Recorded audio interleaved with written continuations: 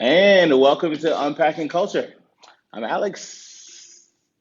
And I'm Tiffanie. Hey, I don't know why that's Hey. happening. All right, so another week, another show, another time to talk and do the damn thing. How you Oh, been? let it Actually, do it. I Let actually it know how do you've it. been because you were actually at my house I was. for more than a weekend. I was. That's good.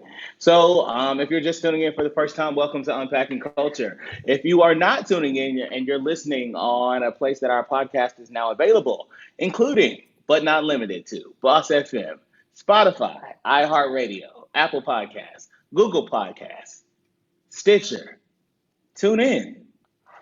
Pretty much anywhere a podcast is available. Welcome, welcome, and welcome. This is a show all about unpacking the culture, things in our culture, things that happen in our culture, and things that we need to discuss.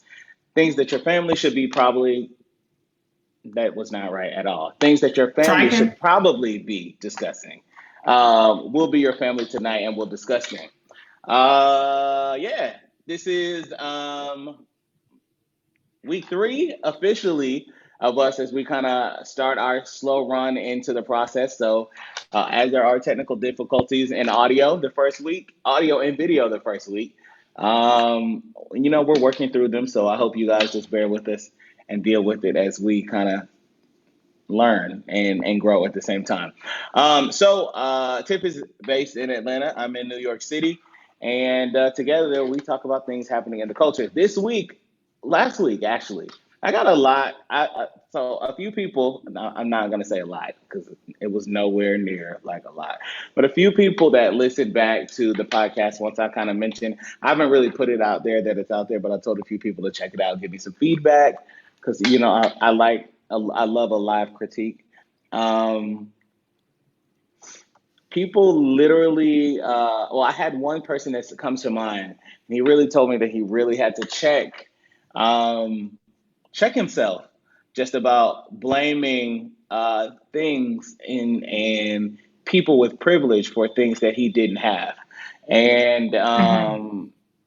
it was just really interesting to kind of hear his feedback and what he took from our conversation. So I definitely think that what we are doing has value and adds value, and yeah, all of that good stuff.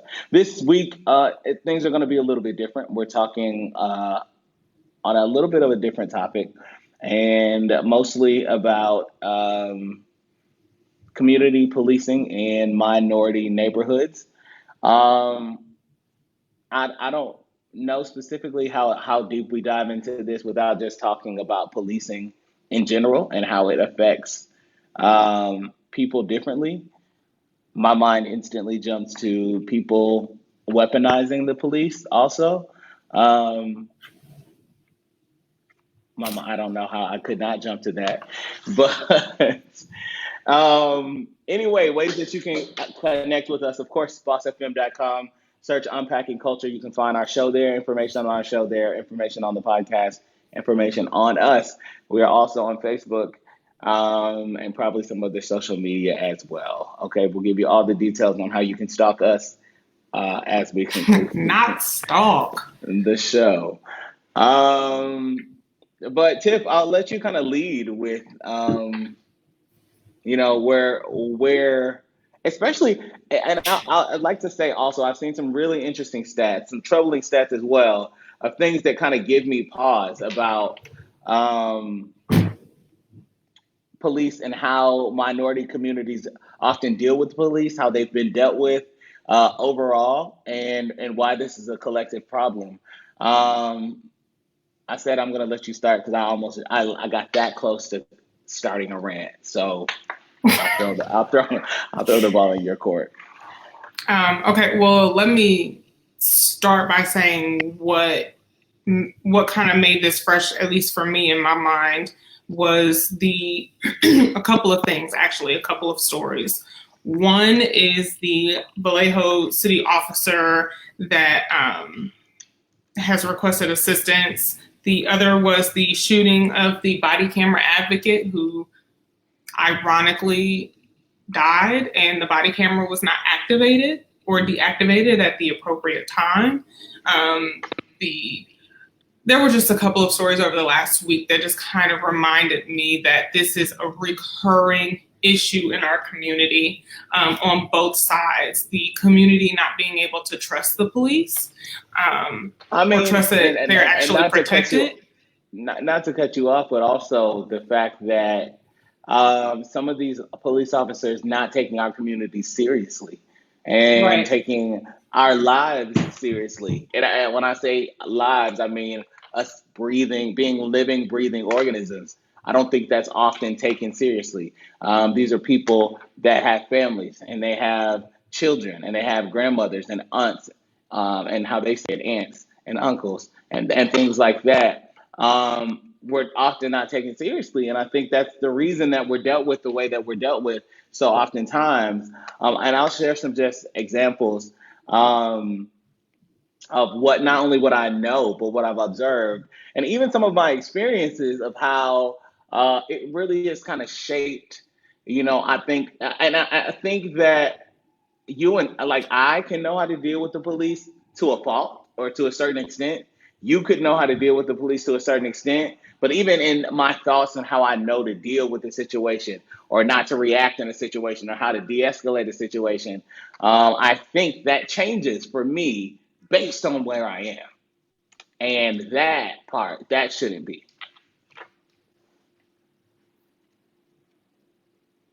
Does that make sense? Mm-hmm. Yeah, I mean, like I think about it like this, right? Oh damn, I hate using this example, but and I'll take it back a step further. Like when there was a barrage of black men dying, like when that all like it's been happening all the time, but once it started being captured on video and we were literally seeing it, like people were going live and getting shot, or they're going live right after it happens, or the cameras and video are like, and the police, like there's a reason that police officers get angry when you turn on cameras. It's not because they have control of the situation. It's not because they think they're doing the right thing. It's not that they think that you're out of pocket. It's because they want to do something that they don't want to be held accountable for, which is the same reason we see body cams not used properly. It's the same reason that we find ourselves in situations where people aren't, or we're more susceptible to dying in the hands of police officers. Um, so yeah, yeah. Before I start jumping into story time, what happened in Vallejo? Um, excuse me. Basically, they're just requesting federal assistance from the Department of Justice because they are having basically some troubling stats and occurrences. They just experienced their 16th death involving police, which is more than I think, I'll just say, other areas have experienced since 2011 in shootings or in deaths overall. Vallejo has experienced their 16th officer involved shooting since 2011. And that is more than some departments have experienced ever, is what I'm trying to say. And so they're basically asking for help. And I'll be honest, I'm not sure that the DOJ is the government office or who they should be asking for help from, because our overall justice system seems to have a problem with minorities and justice for minorities. I'll say that. But this Department of Justice under Donald John Trump, hell no. And they have gotten rid of, that's a whole different conversation, actually. So I'm not even going to go there. But Vallejo is basically saying, hey, something is wrong in our area. Something is wrong in our communities. We need help. We need someone to come help us train our officers to have better community relations, to police better, to be better officers, and to start reducing some of these shootings that we're having. And I applaud them for at least reaching out to help and recognizing that there is an issue that needs to be resolved here, because a lot of communities are not doing that. So I commend Vallejo for even trying to seek help. But what happens when that's not enough? Or what happens when the DOJ doesn't come through? What do they do then? Who do they turn to? There are certain organizations. I got invited to something today for, since you said, like you said, I'm based out of Atlanta. I got invited to volunteer at something today to improve community relations between the communities and the Atlanta Police Department. And they've started doing that more in the last couple of years, but that's not a widespread thing. And I don't know. I'm sure there are other cities in Georgia that do Yeah, that, I would say that but I've definitely seen a deliberate effort of police communities, and it's right. mostly in small towns, some heavily populated with minorities, where mayors will try to come in and kind of improve community relations by fostering solid relationships between police officers and the community. I think that's important. I think those are initiatives that should happen. I think we should see more of that. I think we don't see enough of that. I think that part of the problem that we see is that we have police officers often, um, and this is less theory, but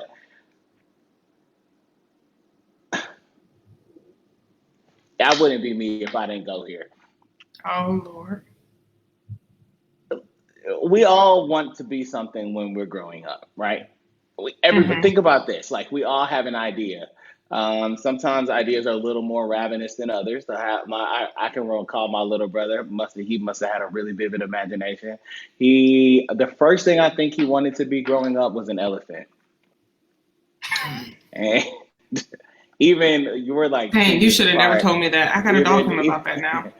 even when, I mean, he was probably, I mean, I remember a lot of things from childhood, but me being like me, I probably would have had the same sarcasm at like 6 when I was like, "You want to be a what?" Like, that's not a thing. Like, you can't be You an were elephant. you were rude. You should have let him think he could be Um, an elephant for a little bit. no, but I mean, I don't think that lasted too long. Then, he was like any other kid. He wanted to be a Ninja Turtle, and then it started to develop into other things.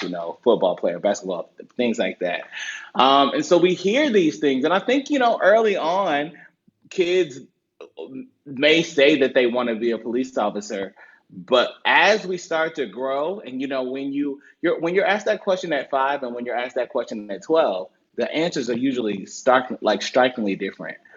Mm-hmm. By the time we get to 17 and 18, how many people do you know? Did you actually know at graduation of high school or graduation of college that it was their ultimate goal to be a police officer?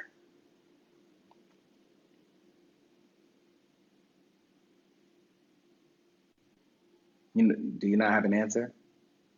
I can't think of any. Yeah, because it's not a thing. People become police officers by default. I think that's part of the problem. And Hmm. I think like people don't Or like to because go something there, happens to them. or because they were bullied and they dealt with issues growing up and they never felt like they had control of situations. So now they have the ability to exert authority onto other people. Right. So the root cause, it really starts with people are not really in position to be great, as they become police officers. Police training is not as intense as it is, as military training. Like, they go to a police academy, but we know that, but 5 years into the force, most of them have one, two, or three spare tires attached to their body. Police academy or not, donuts is like their favorite pastime and current time. That Like, is a horrible that generalization of might officers. might be might be might be. I'm gonna use it anyway. Um, Jesus. But my point is, people, like, who wants to do that job or who ends up in that job. So I think that's part of the problem. The second piece of that, and like I said, I wouldn't be me if I didn't go there first. The second piece of that is communities that need police officers that have great relationships with the community don't pay. So or they don't pay what they need to. Right. So, and similar to like the education system, people are in these positions that like, no, this is not like one and two don't go together. They don't like the job. They didn't really want to do the job. They're not really paying shit for the job. So now they treat people like shit. So then you take A number one and then A number two, and then you bring those together and then you put them in neighborhoods that they don't live in. Right.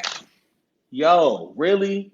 Really? So you're gonna take Brad Happenschmeimer from, Wow.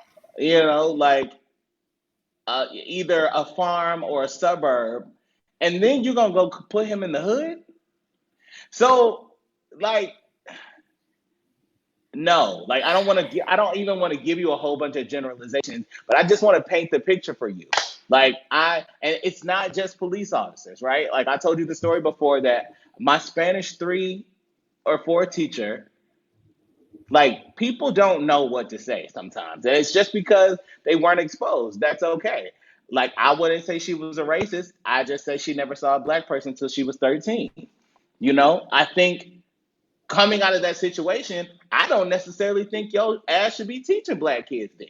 Like if you are like dense enough to say that to a room that's half white, half black, and you're like, well, I didn't meet my first black person until I was 13.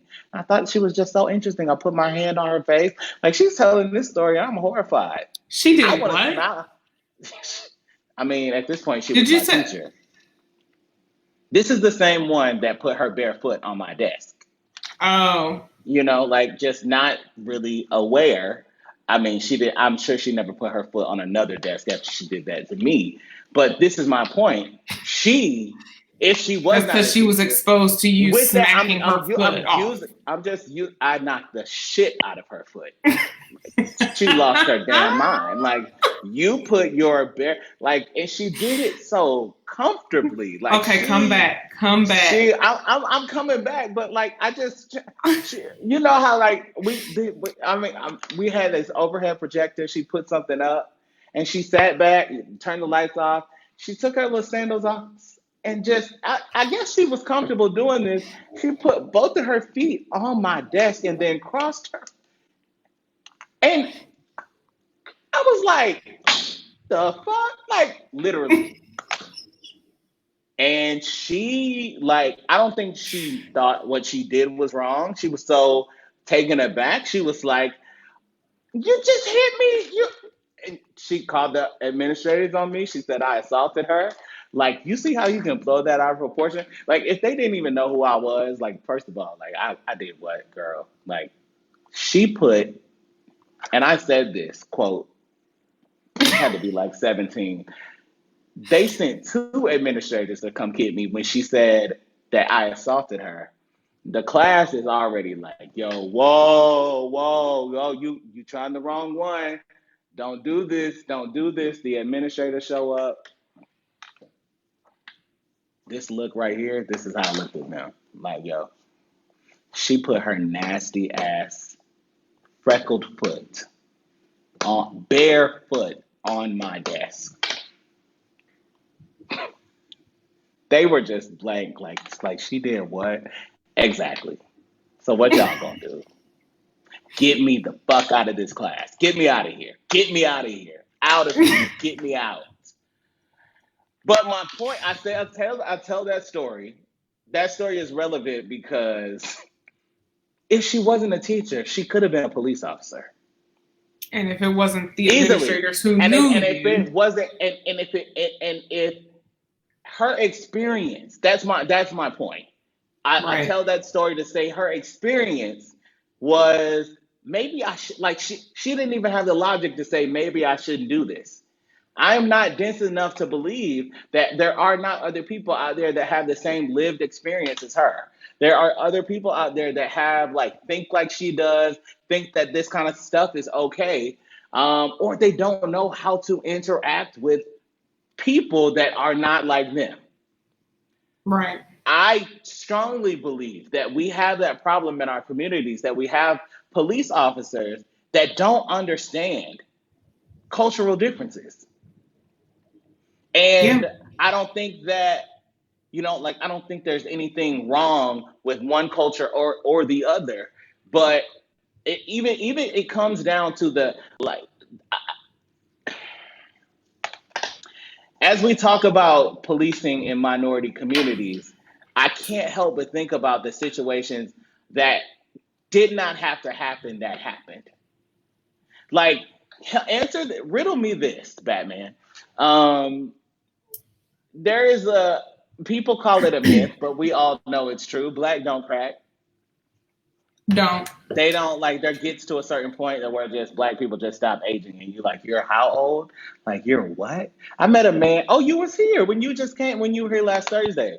We went into this chicken shack He lied. after some libations. This man said he was 71 years old, bro. Lied. There's no way. Nope. There's no way.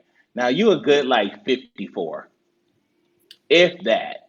Max. 71? Nah, man. No. But to that point, right? Black don't crack, allegedly. And it's not even us that like, they say that. They're like, God, right. Wow, where are your wrinkles? But at the same damn time, they seemingly can't tell the difference between a black child woman, a girl, a black child that's a girl, or a little black boy. Somehow you're so aggressive that you're treated as a grown ass man. Read Tamir Rice. 12 years old, playing in a park with a toy gun. White woman calls the police on 12-year-old. Police officer shows up, shoots the boy dead in less than 2 seconds. Car hadn't even stopped. No conversation. He didn't even stop the car, saw the gun, saw the grown man. So which is it? Like, it can't be both. Either we all just look old as, or, like, somebody's lying. Or we all look alike, because there have been countless cases of wrongful convictions of witnesses saying, yeah, that was the person, and then them going back years later and seeing other photos. Well, maybe that's the person. I don't know. They look alike. Or they see some DNA. They find DNA and like, oh, it wasn't him. It wasn't him. It was him. But my point is, like, you see what I'm saying? We can't, like, not age, but be 12 and a grown ass man. Like, you can't be both. Yeah, So, I wish I had a whiteboard right now because of all the problems that I've just come up with, right? We have people that are not qualified being police officers, people that don't want to be police officers that are police officers, people that don't understand cultures. And here's what I don't get. Here's what I don't get. Because you can take a black police officer, and the problem is with police collectively, right? I'm not singling out white police officers and black police officers, because that brotherhood, sisterhood thing, whatever that what they got going on is something that is a phenomenon, because there's a general bias towards brown people in general.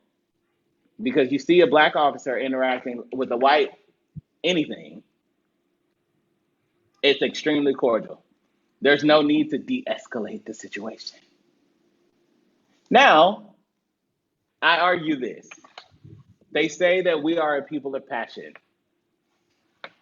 And so that may be what motivates the fear of people. They say that we get so passionate in our delivery. We're very passionate in what we say and how we do and how we, look at me right now. I'm like talking to, like, maybe if you have never met, or I've been in other countries where they've never seen black people anymore. They want to touch me. No, you can't touch me. Like, you can't. Or my hair. Me. You can't. You can't touch me. You can't do that. But yeah, man. I don't. Or my hair. Don't touch my hair. Don't touch my hair. For the culture, I just got to say it louder for the people in the back. Don't touch my hair. Don't do it. In the words of Solange, don't touch my hair. I'm done. I just had to, because it's happened, and because you don't understand the culture, getting back to that, Don't do that. But I was I about to don't. I say, mean, I get that. I have hair again. I once had hair that was very like way, way, way long. I was bald for a long time, but I have hair again. Don't touch it. I get that. Don't touch it. But here's the thing. I have no desire to touch yours. Like I'm never. You're never going to see me reaching out to touch.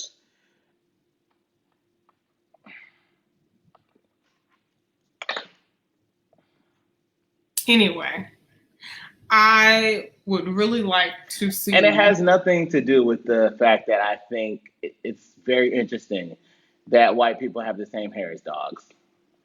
Okay. And So I've what I always would said really that. like, I'm not doing this with you. What I would really But like to see is communities to have, and I've seen this done, where communities meet with the officers and they actually talk about the culture, whether it be Black, Hispanic, or whatever.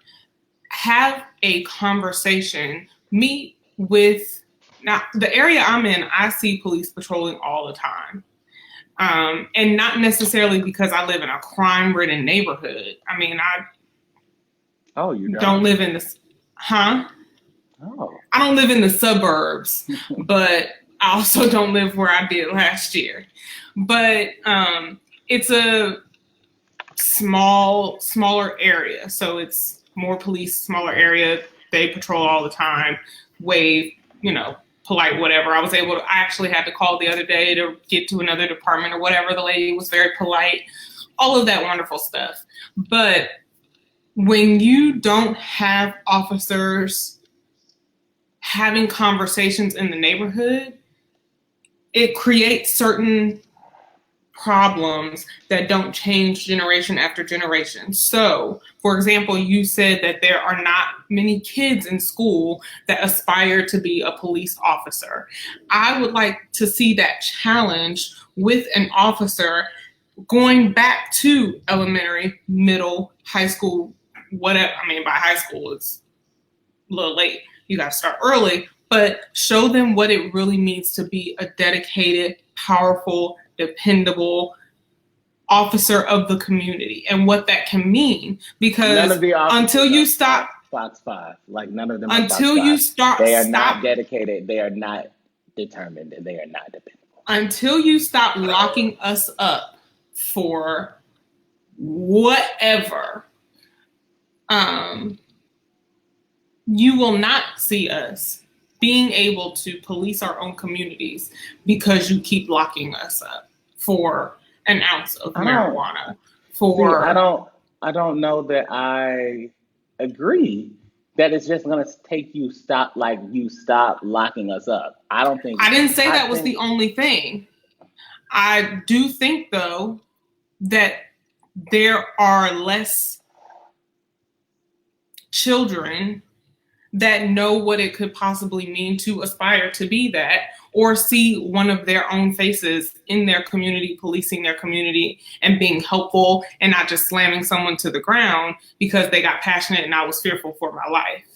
Okay. I mean, I I feel like I would like to see police officers stop the harassment. And I think it's interesting that we're having this conversation now because I had a conversation with my parents on Monday, and we were having the conversation just about not this specifically, but people not knowing and understanding and flourishing in their rights.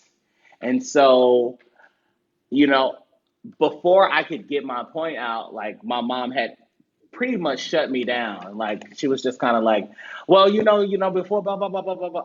Like, listen, lady, ma'am, I'm not arguing with you. Yes, I know that there's another way that you deal with it. Like in the moment, of course, they are all up on you. I'm not gonna be shouting what my rights are and all of that. Like by the time you've already made up your mind, like if you're harassing me and then you attack me and then you try to arrest me, you've already made up your mind. So I know I'm gonna deal with you differently. I know that. Everybody doesn't know that. So everyone is not gonna operate in that. And we got to this conversation because we were talking about how white women specifically have used the police to weaponize as weapons. And I was sharing with her a podcast that I was listening to where this guy basically just said that he was going to start asking police to charge them with attempted murder. Because when you call the police on a person of color so that they can come and handle them for you, you Right. are weaponizing police. Because 9 times out of 10, they're going to come and believe whatever it is that you said. Right. I And actually so was just that reminded is, of a story that happened to you the last time you were here when we went shopping together, and I think you and I had just went our separate ways, and you went to a store after we got separated, and a woman tried to say that you hit her car with a cart or something. And another Christmas. woman, yes, and another woman had to step in because that woman was about to call the cops. And you were like, I didn't even hit your car. And had there not been a witness that stopped and said, lady, you are crazy and you are harassing him and you need to stop, that Had it situation not would been have ended like in the differently. moment, it was Christmas Eve, right? In the moment, had it not been for a white woman coming to check another white woman, this situation would have went completely different. Right. Like this woman went ballistic on me. She came and started knocking on the window up. Like I'm running Christmas errands on Christmas Eve for my mama. Like, lady, get.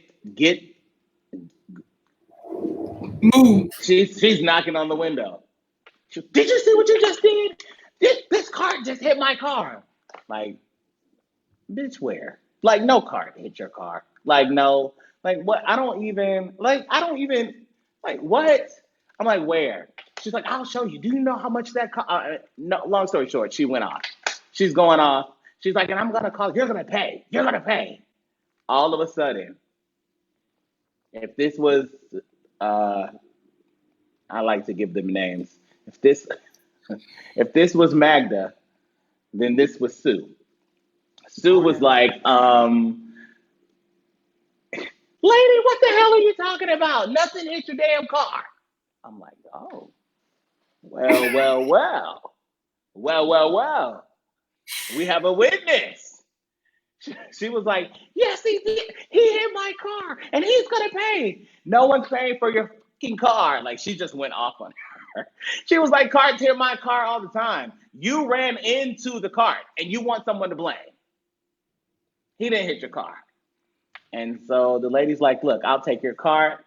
You should just drive away. This woman's crazy. And I was like, if it had not, I mean, because it's been a while, and I say this often, you know, I am 32 years old and I haven't spent a night in jail. Per statistics, I'm way overdue. So, like, per, st- per maybe this was going to be the day. Like, statistics say I should have been there for a couple days, couple weeks. But I think that when it comes to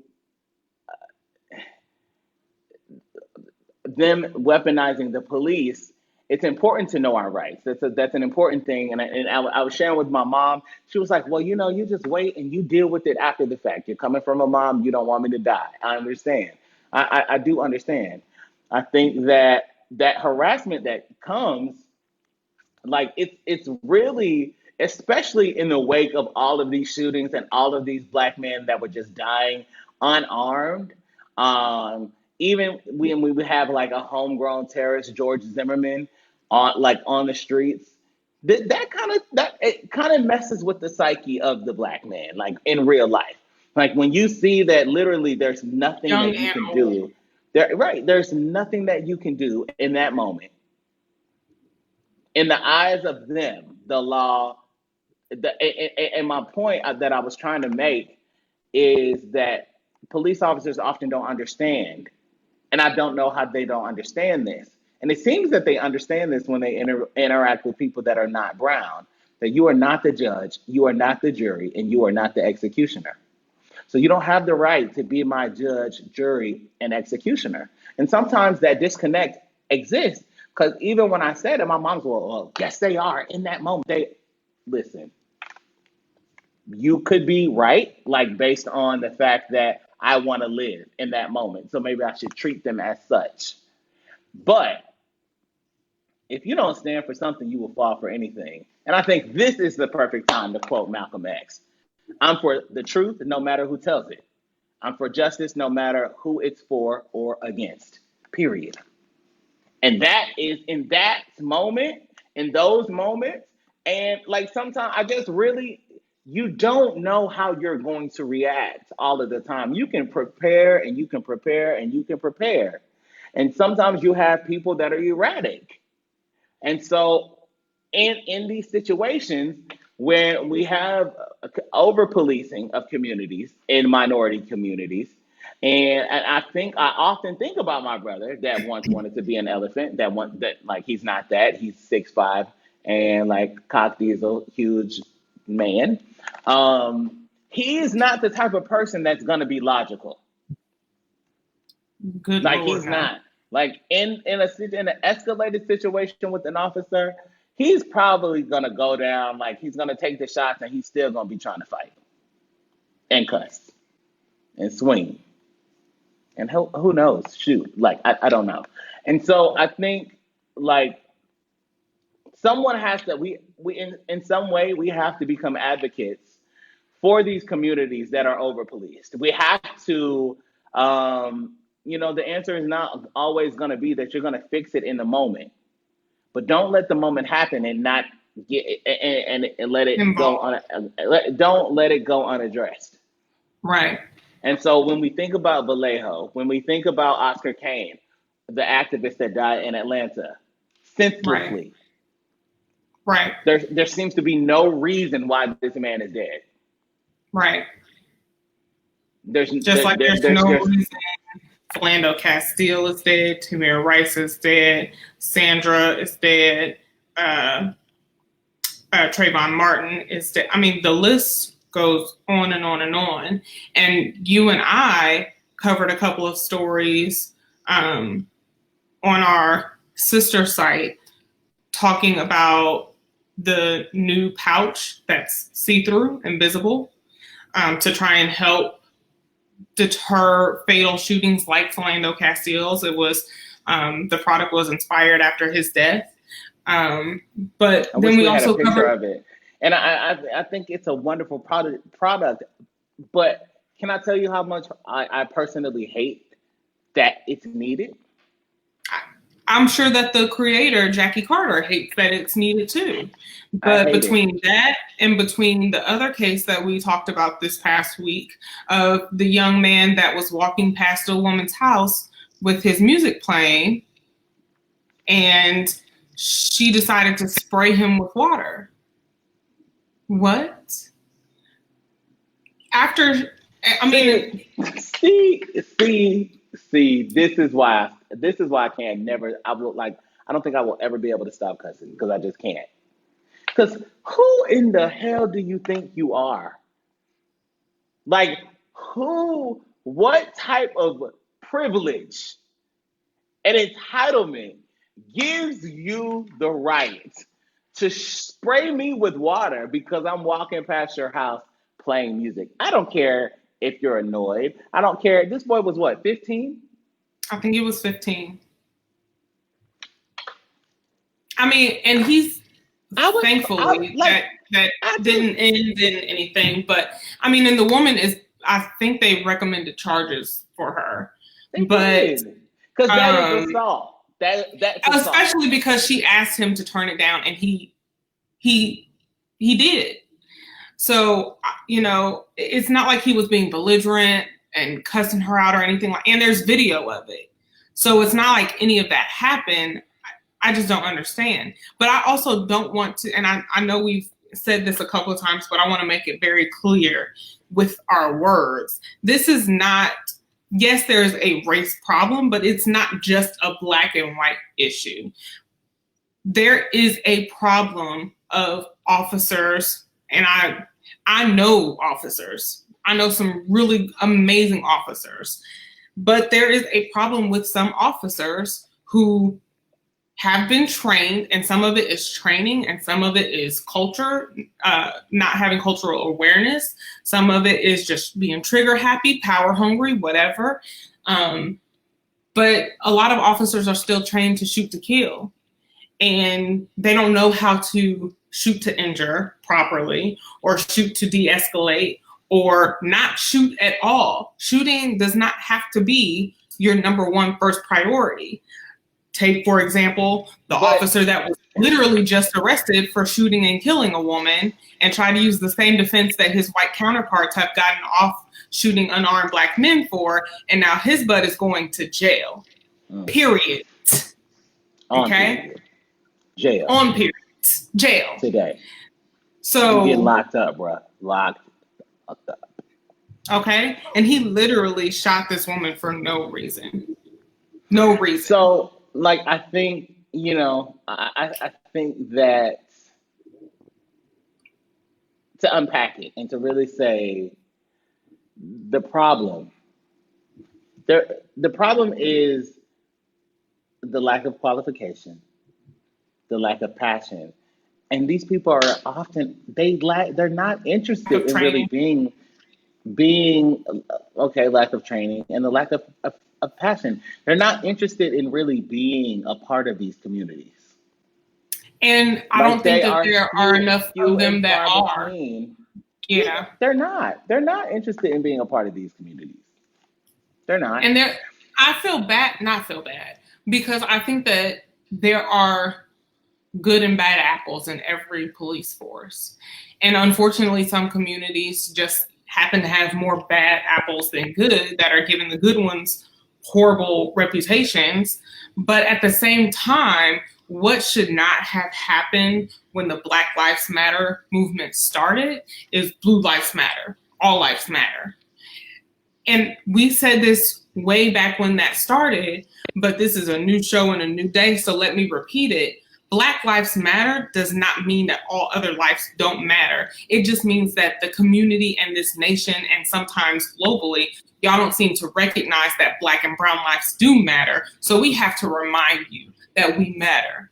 We have to remind our younger selves that, hey, beautiful brown girl, hey, beautiful brown boy, you matter. And it's not to negate that anybody else's life is less important. It is just a reminder that we matter. Like, stop shooting people that are unarmed. Stop shooting people that are poor or disenfranchised. Stop just shooting to kill in minority neighborhoods. Stop and just start a conversation before you have to de-escalate a situation. I would like to see more proactiveness than reactiveness, I guess, is my overall desire. They don't care. Who's they? They, collectively. People don't, and this is like, I'm not going Black Panther Party on anyone. I'm not going all, Afrocentric Black power, lose my mind, even though we need all of that, Afro grease, shea butter, all of that, keep yourself moisturized and healthy and glowing and Black and beautiful like you are and you were created to be. But I'm not going there, but they don't care. And let me tell you why they don't care. In every instance, you find that there is always something, like, you cannot talk about a Black issue without pulling the race card. You can't say we need to put a focus on what's wrong and what's happening to Black people at the hands of police, at the hands of racists. And they don't care. There's a president that does not care. People don't care, okay? And it is a widespread issue. And I love you because you're able to look, like, I see good and bad. I'm addressing the bad because that's the problem. You see good and bad, and you're like, well, there's good and bad, and, I love the good, and I don't like the bad, but there's good and bad. And I'm like, nah, fuck the good. There is a lot of bad, and you need to pay attention to the bad. And I say they don't care because I have example after example, from Donald Trump to Bernie Sanders. Like, there are Black issues. There are just issues. Like, there are issues. And while, yes, there is a collective people, there's a collective problem with the way that brown people are treated in this country. The reason Black American people that are perceived as black. We talked about this last week. The reason that there's a problem there is because there has been a systemic oppression towards us. It's in the fabric of the nation. So when Bernie Sanders is asked, every candidate this go around is going to be asked about reparations. Why? Because Lincoln promised reparations to the slaves that were free, 40 acres and a mule that we never saw. So it's been like what, almost 200 damn years since Lincoln has been alive. Black people, like every other oppressed people on American soil, has gotten reparations. The Japanese that were in internment camps after they bombed Hiroshima, and after all the Pearl Harbor happenings and everything, restitution, payment for that pain. Like every oppressed, the Native Americans, payment for that pain. Until America pays its debt, like Bernie Sanders asked about reparations. I think that people of color really need to. She asked you a question about black people, like black people. I think all minorities, the Latinos, she didn't ask you about them. And so if we continue to allow that, and it pisses me off because it happens over and over and over again. And just to your point, me saying that we need to address the collective issue with black people doesn't mean that I don't care about the other oppression that's happening with people of color and other brown people. I care. I do care. But I really care about people that look like me, people that could possibly be my offspring or my nephew or my brother or my dad or my mom or my sister or you. I care passionately about that. And I think that like we have to be intent in our communities because every other, like what happens with other brown people of color, when Asian people come over here, they have a community. They have banks that they can go to. And they like, because it's not systemic, they can come here, they join a community, they open a business, and they make money off of all of us. We are still denied loans based on the skin of the color of our skin. Like, and it goes from banks to policing. Like, there's just a collective problem when it comes to us, and it just drives me crazy. It drives me crazy.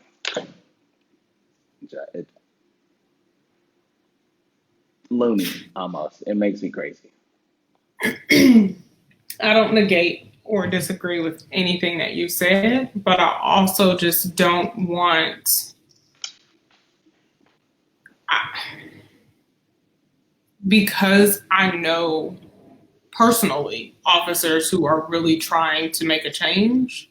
I think I just want to, in everything that we're saying, to continue to encourage those officers to keep going and keep having conversations and to keep trying to, I don't want to say convert, but for lack of a better word, convert fellow officers, because this is a big problem. And I've talked about this, especially over the last few weeks as we really start gearing into politics and the different questions that are being asked and all of that. Pete Buttigieg, whatever his last name is. Yeah, him, who's running for president now, was grilled during his town hall because there was recordings released about the sheriff that was in that town, and then he hired 2 white replacements. And when he was questioned, he demoted the black sheriff. The first black sheriff. He demoted the first black sheriff and then replaced him with 2 white replacements. Like back-to-back white men were the replacements. And when he was asked about it during the town hall, he completely went around the question. And then when he was asked about gentrification and the abandoned buildings that are being torn down and all of that in the communities, he completely went around that question. And when Kamala was asked certain questions, which this really annoyed me, her answer kept being, especially when it came to criminal justice and officers, was, I think we should have a conversation about that. This is a town hall. This is literally the opportunity for you to have a conversation about that. Bernie Sanders, this is a town hall. This is literally an opportunity for you to talk about your privilege of being white and getting wealthy. This is literally the opportunity for us to talk about policing and over-policing in our communities and what our communities need to thrive. our communities need to be listened to and stop being treated as less than. I mean, I was reading on the topic. Who's gonna do it though? Who like The That's a loaded question, but I was reading. I don't want to use that example because it's not relevant to this conversation. But I hate seeing kids in the community that don't know who to turn to, don't know where to go. I have family members, friends who have been in health crisis and refuse to call the police or 911 or whatever because they don't trust it. They don't trust that people will come in time. They don't trust that anybody will show up at all. They don't trust. So they just either drive straight to the hospital themselves and risk it, or we tend to, as Black people, minimize our pain, minimize our story, minimize our situation because we don't trust our community and we don't trust our police to help us with it. We don't trust that you are actually going to do something about that one officer that is harassing the community because you are also an officer and I don't trust you. I don't trust that you're going to stop him from walking down the street and throwing our young kids to the ground for no reason or harassing. I hear you, and I think that it is on us to continue to have the conversations within our community, because I would offer, like, I like literally, I hear you and I literally hear where you're coming from. I understand your heart, and I think my heart is there as well. I've just drawn the conclusion that, like, we can have all the hope in the world. If they don't care, they don't care. And so until we take some action and we take some things back, like what part of, I think part of, we have to have solutions, right? And so we know people don't desire, you mentioned this, people don't desire to be police officers, but maybe we should put that desire into them, into our own, to show them what they can be and what they can do and how they can enlighten. And maybe some, like you mentioned, maybe some police officers that are already doing that can jump in, and maybe it doesn't happen until we start it. It Right. doesn't happen until we create the program for the good officer to meet the good kid. Like, it's not they can't do it on their own. And it's not just you and I, it is you. It's like people that are listening, people that are watching. In your community, if this is a problem, you have to step up. You literally Right. are gonna have to make a change. And I put this call, like, I literally said these same words to my mom. Didn't know I was gonna say them today, but I'm gonna say it again. Like, the Black church, literally, like, the one thing that's really interesting about the Black church, whether you go to church or not, the truth about the Black church in America is that it's always been a community hub for Black people, for people that went to it and people that didn't. The church would get involved in initiatives, activism, politics, community protection. They would be a Right. safe haven. They would be a place to really, like, and right now our churches are full of bigots on both sides. White church, Black church, they're just full of bigots. People that aren't listening, they're not listening to the people. A lot of them are dying, but they don't need to die. They need to step up to the plate, and they need to start holding people accountable. And I literally said to my mom, if the Black church is not going to take its rightful place and do what it used to do, close them down, shut them down. Like, what the hell are we going into these places? I mean, what are y'all going into these places for every week after week? And you're That's a not getting different any, like, where, like, no, it's part of this conversation, because they need to be involved in this. I Like, don't disagree. if you are in a church and your pastor doesn't give a damn about the community, I personally think you need to leave. And you need to leave because you need to spend that time that you would be in there. I'm not talking about abandoning God or, like, none of that. The time that you're spending there could be well spent on protecting your community, on bringing awareness about problems, whether it's over policing or harassment, holding people accountable, getting involved. Like, and It's all connected. It's all connected. The reason that, and we talked about this earlier today, the reason that we see like our communities are over policed because we don't know the law. We're not out there really protecting, and we're not voting like we should in local elections. We just had this conversation today. Why are we not voting in our local elections? Because the hood still looks the same that it looked 10 years ago. No matter who you elect as mayor, the hood still looks the same. And the look of the hood does not change until people come in and gentrify it. So what are you voting for?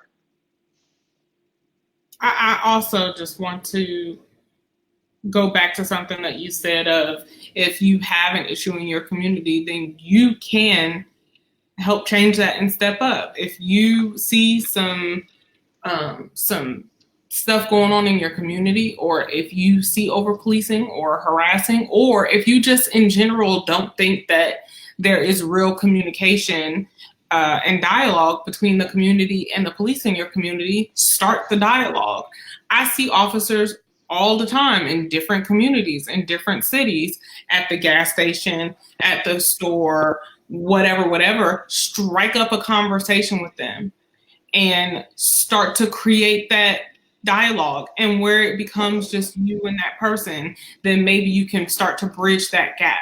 But I really feel like in a lot of communities, there is a gap between the communities and the officers that are serving those communities. And if the officers in your community aren't starting it, then you start it with your officers. And if you find a bad apple, move on until you find a good one that can help you bridge that gap between your community and your officers. But we cannot do this without working together. It's just not going to happen. No, I agree with you. And I think that it's the little things, right? Like, we don't have to, it's not, and I really want people to hear me when I say this, it's not you attacking that officer that's harassing everybody right now.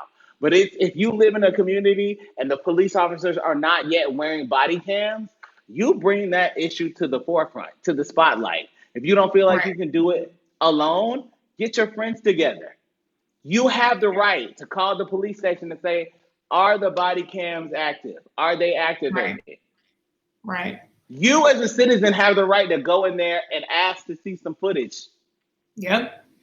This officer patrols my neighborhood. I would like to see what he did over the last 7 days. Legal right. This is something that you can do, because there's absolutely no reason that officers are out here turning on body cams after you shot somebody up 12 times. Right. When that happens in your community, that's like, come on. That's the kind of stuff that we have to get out in front of. And if we are ever going to see change, if we are ever going to like change the way that this is affecting our communities negatively, if we're going to change the negative impact, we got to get involved. Right. And in this, I mean, we live in a technology age. In my neighborhood and every neighborhood I've lived in, actually, whether you are in the hood or the suburbs, there are apps to help you track what's going on in your neighborhood and to talk to your neighbors. So use those. I have 2 on my phone that I get alerts all the time of what's going on in my neighborhood. Or, it really just amazes me sometimes. And sometimes those apps actually give me hope that we can do better as communities. Very quick story. There was someone in my community who was having some issues and wasn't going to be able to be like the neighborhood electrician anymore. My community pulled together, funded what the issue was to get the situation fixed so that he could continue to be the neighborhood help handyman and electrician. And it was all because of technology. Use the technology in your area. Download an app. In my area, it's called the Nextdoor app. I also use the Ring app for my doorbell or whatever. And people actually use those apps to communicate with one another, welcome each other to the neighborhood, discuss issues that are in the neighborhood, get alerted about local elections that are happening, local initiatives that are being done, community events and all of that. Use the technology that's around you. Figure out what's in use in your neighborhood. And if there's nothing, talk to your neighbors and create something. Say, hey, I want to join this app or I want to join this site or whatever, so we can better communicate as a community and, bridge this gap between ourselves first, if you have that gap, so that we can bridge the gap with our local officials and officers. But it takes, us getting involved with each other and us getting involved with the officials and the community officers and all of that. But use technology. It's handy as hell, like seriously. So we talked about using your resources. That's a resource. Use your resources as well. I think that that's a great tool. We have to wrap up. New York has a great app as well, and I don't know if it's in all of the tri-state area. It can get kind of annoying because it's really crazy. It's called Citizen. All of my friends have the app. It literally is. It gives you too much information, like fist fight 300 feet from you. It's like, whoa. And it's like, are you close? Turn on your camera. It's really, it's crazy. But yeah, I mean, we have to get out there and we have to do something. I think hopefully we'll try to find some data. We're going to start working on our social media this week. So we want this conversation to continue. So as you discover the podcast, you discover more about this, we're going to work on our our promotional initiatives a little bit more. And we're definitely going to get the information out there. Share this information, share this podcast, share this video. Share the information. We will also start to share information about how your communities and how you can get involved on our Facebook page. It's Unpacking Culture. Just find it on Facebook. That's the best way for us to get you information. We'll start posting information this week. We can commit to that. And I think, look, if we want to see change, we have to be changed. And there's no way around that. Like, there's no special. There's never going to be a moment that you feel like you need a special push to get involved. This is your push. Take this push, get involved, make a difference.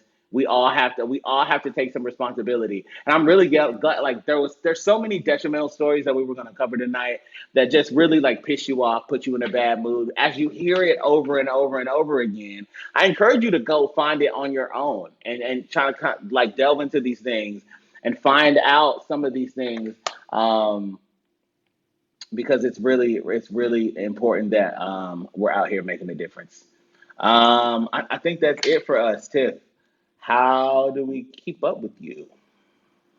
You can keep up with me at Tiff Lanelle everywhere. Instagram, Facebook, Twitter.com. I just got back on Snapchat. So yeah, all the places, Tiff Lanelle.